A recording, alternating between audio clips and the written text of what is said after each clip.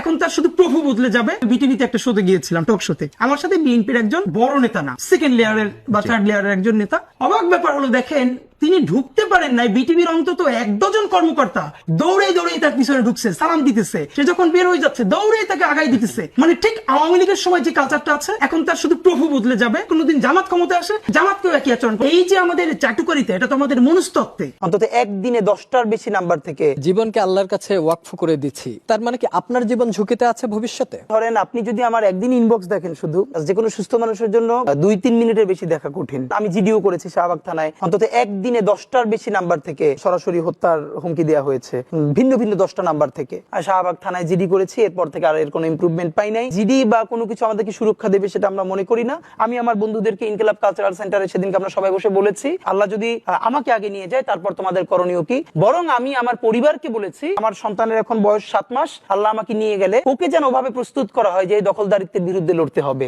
আল্লাহ ওকে যদি বড় করে, ওর সন্তান দখলদারিত্বের বিরুদ্ধে লড়বে, এই স্পিরিট যেন ওকে দেয়া হয়।